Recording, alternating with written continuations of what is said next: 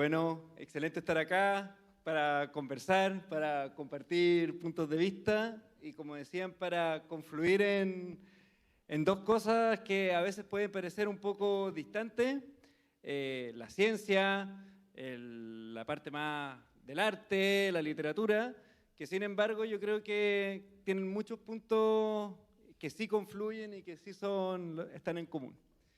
Y quisiera hablar, primero que nada, contigo de la intuición, algo que podría sonar poco científico, ¿no es cierto?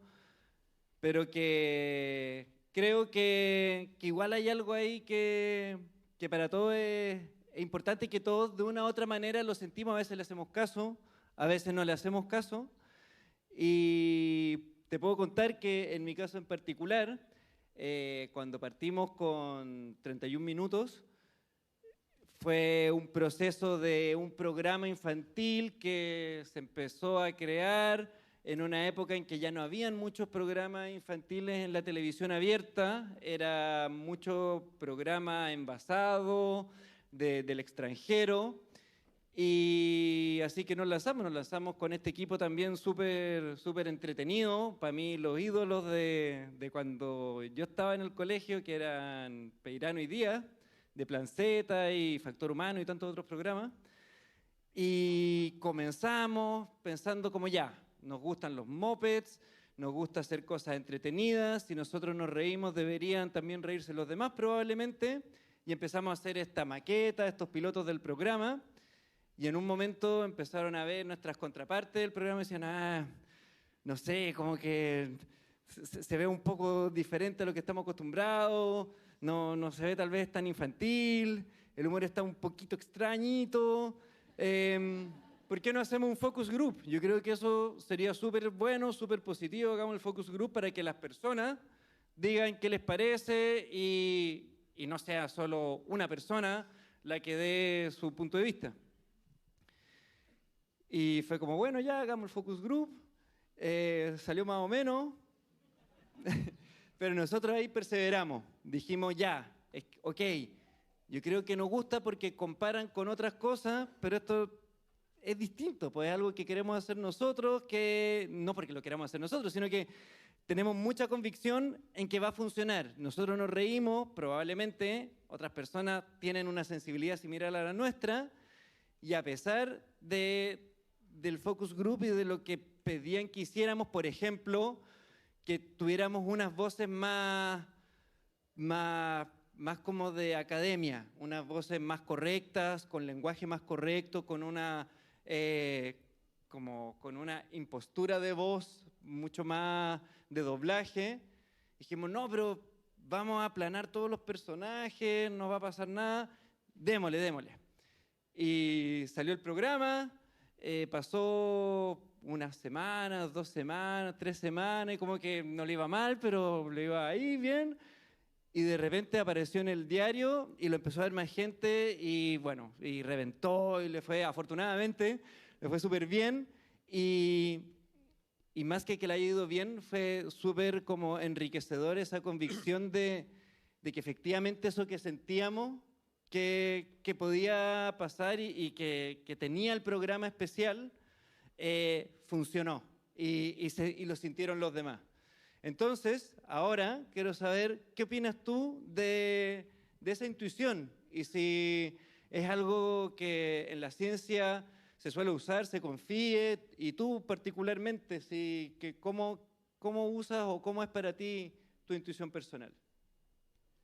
Bueno, primero déjame gastarme 30 segundos en agradecer a los organizadores por invitarme y además manifestar el entusiasmo que produce la energía de este evento y también la presencia de todos ustedes acá y en un lugar tan fantástico, así que doblemente agradecido. Mira, yo creo que la intuición, que es una de las capacidades que tenemos los seres humanos para conectar ideas, pensamientos con el entorno en el que hemos vivido antes o estamos viviendo en un minuto, es algo que estamos utilizando permanentemente y yo creo que se extiende no solamente en el ámbito creativo del arte, sino que también a las actividades que uno las tiene consideradas como que están más enmarcadas en ciertos formatos más precisos, que no necesariamente es así, como la ciencia, o la tecnología, o el emprendimiento, o la innovación para emprender. Y está muy conectado, creo yo, con un tema que es fundamental en el desarrollo de nuestra civilización, que es la idea del ensayo y error. Ajá. O sea, desde la biología, o sea, desde el hecho de que la evolución por selección natural consiste en ensayo y error de distintas variaciones genéticas que se van produciendo de distintas formas, hasta el Wikipedia, que va recibiendo entradas y son seleccionadas por algunos y descartando otras, algunas también tan mejores que otras. Y en fin, y también en las ideas científicas. Las personas tienen intuiciones de que hay una forma de, una hipótesis respecto a un fenómeno que le parece que es muy prometedora, pero no lo sabe anticipadamente. Entonces tiene que formularla bien, someterla a la evidencia empírica, ¿ah? Y luego a lo que opinen los pares, ¿ah? Pero también ocurre con las tecnologías. Alguien puede tener una idea de cómo aplicar un conocimiento científico particular y puede ser que resulte y puede ser que no resulte. La intuición entonces está muy asociada a esto en ensayo y error.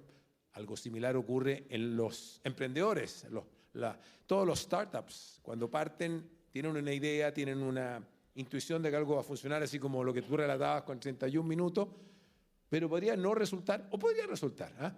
Entonces, a mí me parece que, y el ensayo y error, yo creo que es de las cosas más importantes, porque los seres humanos, claro, nos congratulamos de los éxitos, pero aprendemos de los fracasos.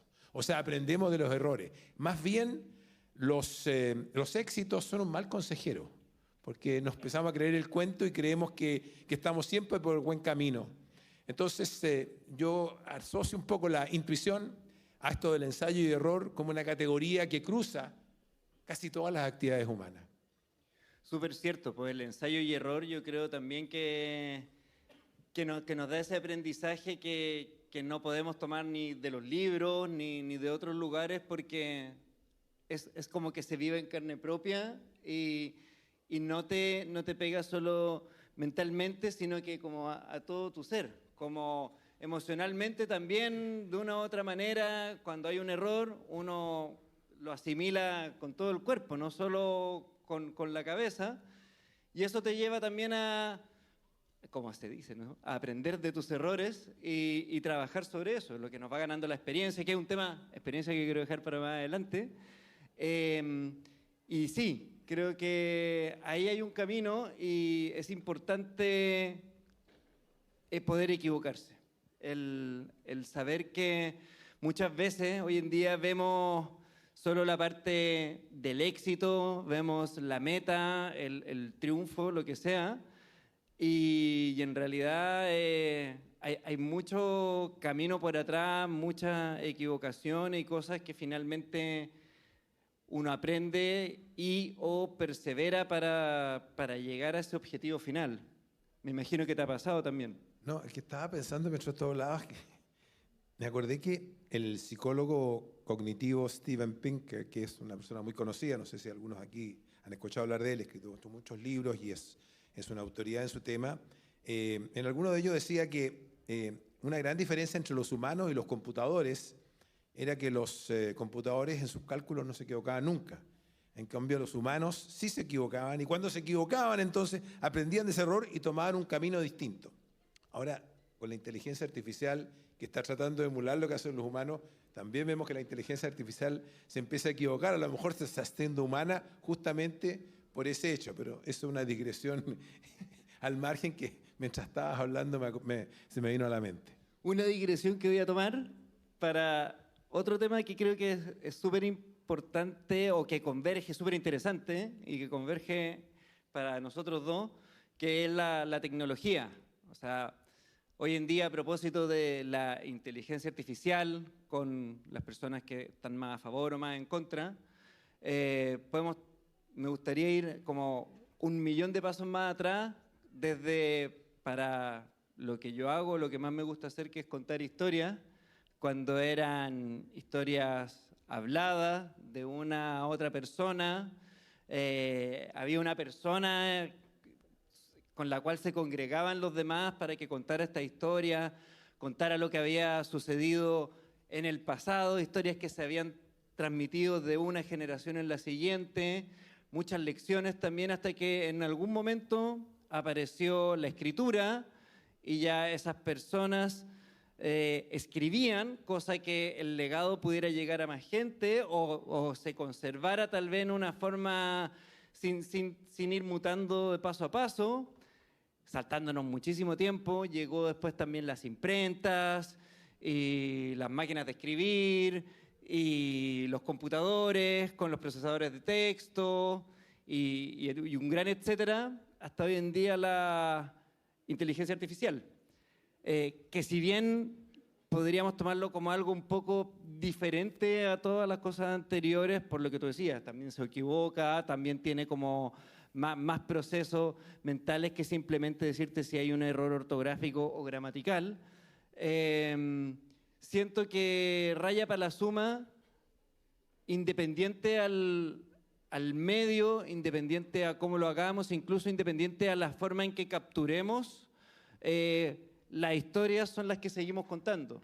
La historia, el conocimiento, en mi caso la historia, y si bien la tecnología nos puede ayudar a contarlas, por un lado, las historias siguen siendo las mismas, que tienen que ver con lo que nosotros emocionalmente y como sentimiento nos pasa, y además, y para terminar, igual van como mutando lo que percibimos del mundo. O sea, tal vez no es lo mismo lo que tú contabas cuando solo otra persona te conversaba que cuando tú después lo leías solo en un libro, o cuando después ya no solo lo leías, sino que lo podías ver en una película o escucharlo en un programa en la radio.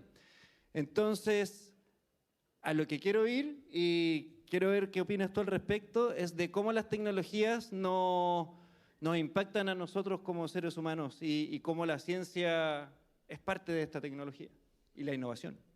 Mira, interesante lo que mencionas de contar historias, ¿eh? Hay un físico muy famoso que dice que los humanos para lo que mejor somos es para contar historias. Así, tanto las historias que contaban nuestros antepasados, cazadores, recolectores, en el campamento, cuando volvían, ¿verdad?, de la casa o terminaban la jornada y se querían cobijar con el calor del fuego o protegerse de animales, en fin. Ya ahí comenzaron a contar historias de distinta manera. Y la ciencia y la tecnología también se puede contar como una historia. O sea, la ciencia no se desarrolla, por ejemplo, la física a través de solo las ecuaciones, sino que las personas arman un relato causal de cómo fueron ocurriendo las cosas a través de estas historias. Entonces, el storytelling es fundamental, pero en el caso de la ciencia, y eso es lo interesante, que en otras disciplinas no siempre ocurre de la misma manera, en el caso de la ciencia tiene una restricción ese storytelling. Tiene que hacerse cargo de la realidad como la recibe. Como la recibe significa como la ve, la siente, la escucha, como la captan los equipos con los cuales realiza los experimentos y recibe las señales del entorno, y por lo tanto tiene que hacer la armónica.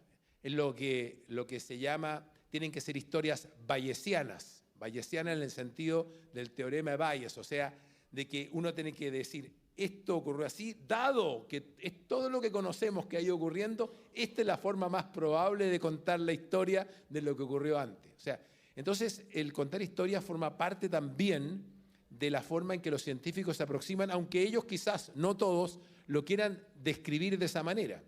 Y algo similar ocurre con la tecnología, porque si tú piensas que la tecnología, digamos, se comenzó a manifestar nuevamente volviendo a los cazadores-recolectores, cuando tomaban dos piedras y las devastaban, golpeando una contra otra para que se desprendiese una cosa que era como lo que uno llama una hacha de mano, que la podía tomar con la mano porque era del tamaño apropiado y tenía los filos, pero eso significaba que tenían que tener conocimiento. ¿Cuáles piedras eran las apropiadas? ¿Cuál es el golpe? Hay que aprender a darle el golpe correcto y después ocupar esas piedras ¿para qué? Para uso de las personas, para abrir un hueso y extraerle los alimentos que pueden encontrar adentro, o para cortar, ¿verdad? Abrir un animal, sacar los tendones y usarlos como amarre para armar su arco y flecha. En fin, entonces, desde esas tecnologías hacia adelante, nosotros podemos contar una historia de buscar mejores condiciones de vida, que soporten a más personas. La agricultura es otra tecnología. Cuando se descubrió que se podía cultivar ciertos productos y no sencillamente ir a buscarlos y recolectarlos, ¿ah? Y cuando así lo hacían y escogían ciertos granos especiales y a través del proceso de excreta iban reproduciendo esos, que eran los granos que quedaban en los tallos más firmes, y por lo tanto fueron seleccionando plantas con tallos más firmes que no caían, fueron desarrollando cierto tipo de granos que permitieron la agricultura y soportar más gente, en fin. Entonces, todo este proceso es un storytelling, ¿ah? Y me parece a mí que eso es muy importante, porque cuando nosotros tenemos una historia que nos hace sentido, o sea que cuando uno la cuenta en forma causal y se va produciendo los eslabones unos con otros, sometido en el caso del mundo de la ciencia y la tecnología a tener que dar cuenta y hacerse cargo de las observaciones, entonces surgen nuevas formas de aproximarse, nuevas ideas, nuevas intuiciones, volviendo a la frase inicial. Así que me parece que es muy pertinente eso y creo que conecta muy bien con, por ejemplo, las tecnologías que se usan en el caso de la creación artística hoy día y que están tan en boga. Totalmente, pues, y yo creo que llevándolo de vuelta, aunque no lo parezca, yo creo que lo tenemos muy en nuestro ADN esto de lo que tú dices, de que tiene que haber una causalidad en la historia, y si bien en el caso de los relatos no siempre hay como una consecuencia terrible por detrás, igual lo intuimos y es lo que muchas veces nos hace encontrar buena o mala una historia, un relato, un libro, una película, precisamente muchas veces cuando sentimos como, ¿y de dónde salió este personaje? ¿Y por qué hizo eso? Sí, es porque no nos hace sentido según la causalidad de lo que nos han contado antes, y se nos rompe el switch y tenemos algo que muchas veces decimos como, no sé ni siquiera por qué no me gustó esta historia, esta película, y si nos ponemos a analizar a fondo, muchas de las veces tiene que ver con eso. Puede ser que, claro, no nos gusta el tema que se está hablando, pero en general, cuando tiene algo más de estructural, pasa por lo que tú comentas, que no hay algo ahí que no fue bien contado y no es como la causa-efecto que debería haber sucedido, y nos damos cuenta, como en el interior de nosotros. Y, a propósito de eso, quiero ir al siguiente tema, yo creo que todavía alcanzamos, que es el propósito, como cuando contamos algo o hacemos algo o innovamos. Muchas veces, bueno, en mi rubro decimos ya, ¿qué quiero contar? ¿Por qué lo quiero contar? ¿Y cómo lo voy a contar? Entonces, quiero contar la historia de tal o tal cosa. ¿Por qué? No, porque siento que mucha gente se podría relacionar con eso, o porque es importante que alguien hable de este tema, que es muy importante y tenemos que visibilizarlo. ¿Y cómo lo voy a contar? Tal vez con un programa de radio, o tal vez lo quiero contar con una novela gráfica. Pero esas preguntas muchas veces son como la brújula que nos ayuda a pensar cuál es la mejor manera de hacerlo y por qué lo quiero hacer. Y muchas veces cuando nos perdemos en el camino, es bueno tener ese papelito, esa hoja de ruta de el inicio de un proyecto, cuando uno dice ya, ¿qué quiero contar? ¿Estoy todavía contando eso? ¿Por qué lo quiero contar? ¿Sigo queriendo contarlo por los mismos motivos? ¿Y cómo lo estoy contando? Efectivamente, ¿esa es la manera en que hay que contarlo? Puede cambiar, pero es bueno replantearse por qué lo estoy cambiando y si está funcionando mejor o peor como lo hice al inicio. Pero siento que esas preguntas y ese propósito y ese fin son algo súper interesante que me imagino que también es muy pertinente y muy interesante en tu campo. Yo creo que el propósito tiene mucho que ver con las intenciones humanas. ¿Eh? Y la palabra intención es interesante porque pertenece al ámbito de los ciertos organismos que pareciera que en sus en su comportamiento siguieran ciertos propósitos o intenciones. Así como las partículas elementales, los electrones y los protones se mueven por fuerzas y nada más, no diríamos que tienen intenciones. Claro. Y los órganos de nuestro cuerpo, el riñón, tiene funciones, pero no necesariamente una intención de algo, sino que es un objeto que fue diseñado por este proceso de selección natural para que funcionara de cierta forma. Los seres humanos tenemos ciertas intenciones, o sea, queremos lograr ciertas metas, queremos hacer ciertas cosas que nos parecen apropiadas, que nos gustan. En el caso del mundo de la ciencia, la tecnología y el emprendimiento y la innovación, el propósito son similares, no iguales. Por ejemplo, en la creación de conocimiento, en la ciencia, que es creación de conocimiento, lo que se busca es ajustar los marcos conceptuales, las ideas, las hipótesis, las teorías que se plantean, que describan de la mejor manera posible el mundo que lo rodea a uno. En la tecnología, la idea es poder aplicar de la manera más que mejor logre usar esos conocimientos que surgieron del proceso anterior. Las innovaciones que surgen, las innovaciones tecnológicas, hay muchas innovaciones, hay otras innovaciones de diseño, hay innovaciones de proceso, en fin. Pero las innovaciones tecnológicas lo que están buscando es crear valor. O sea, ¿cómo aprovecho los conocimientos científicos y las incorporaciones de tecnología nueva? ¿Cómo las aprovechamos para generar algo valioso? Valioso en el sentido de que la gente la aprecie, que quiera utilizar los productos, o los servicios, o las ideas que surjan de eso, ideas abstractas. Entonces, la creación de valor, ¿por qué? Porque el valor y la riqueza es el combustible que mueve un poco a las sociedades, a las civilizaciones tan abundantes en personas como en las que hoy día vivimos.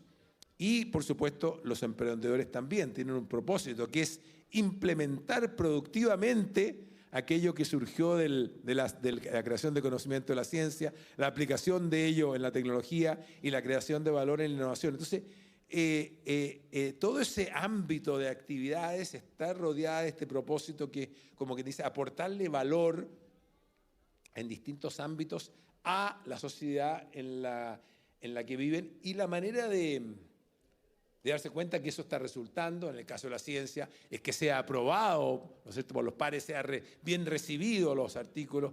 En el caso de la tecnología, lo mismo. En el caso de la innovación es que los productos efectivamente sean utilizados. Cuando a alguien se le ocurrió innovar desde el dial, el cambio del dial giratorio de los televisores hace décadas atrás al control remoto, cambió la forma de ver televisión.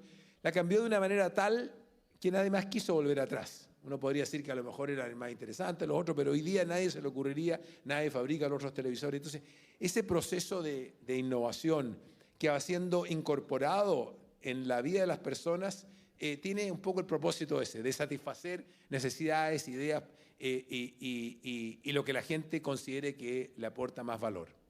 Perfecto, un gran valor. De tiempo andamos, ¿ok? Sí.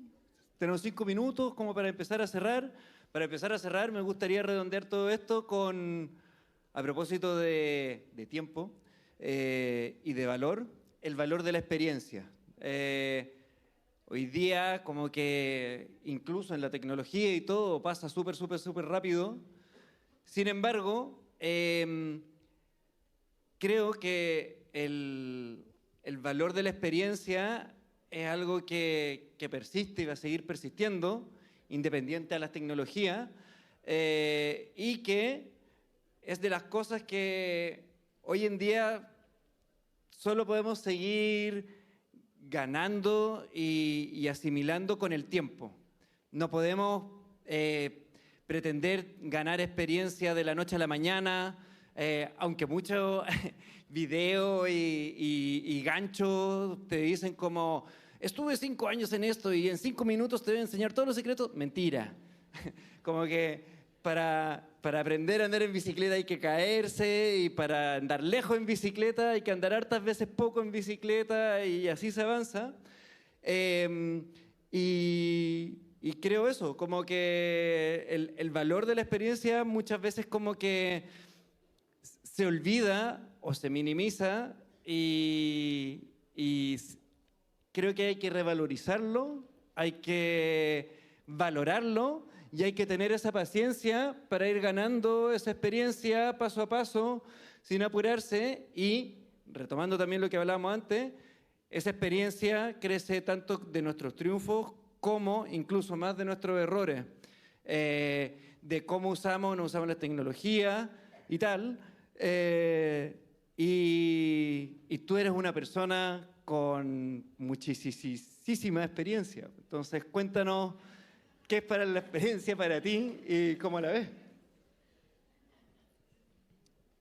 Bueno, yo creo que efectivamente la experiencia sirve, ¿eh? O sea, obviamente que las personas que han aprendido, porque se han enfrentado a muchas situaciones distintas, buenas, malas, difíciles, más fáciles, en fin, todo eso va construyendo un bagaje de cosas que están como incorporadas a tu sistema nervioso central y estás con ello detrás, ¿no? Pero así como la experiencia es muy valiosa y mi edad, digamos, me lleva en esa dirección, tiene un problema, porque la experiencia en cierto sentido te limita, ¿eh? Porque te pone límite, o sea, tú vas aprendiendo ciertas cosas y sabes que mejor para allá no, y quizás para allá no, para allá sí, pero no tan allá, en fin. Esas limitaciones que se van construyendo junto con el bagaje de experiencia que te ayuda a mejor tomar decisiones, si quieres, u otras cosas de ese tipo, contrasta con la audacia de la inexperiencia. Y la audacia de la inexperiencia también es valiosa. O sea, yo lo digo, claro, los jóvenes que a veces sin tanta experiencia, pero no se ponen esos límites. Y se pueden equivocar, pero también pueden tener grandes éxitos o grandes ideas o grandes impulsos, digamos, innovadores para hacer cosas nuevas. Y yo creo que la vida de los humanos, digamos, se nutre de ambas. Una tensión ahí.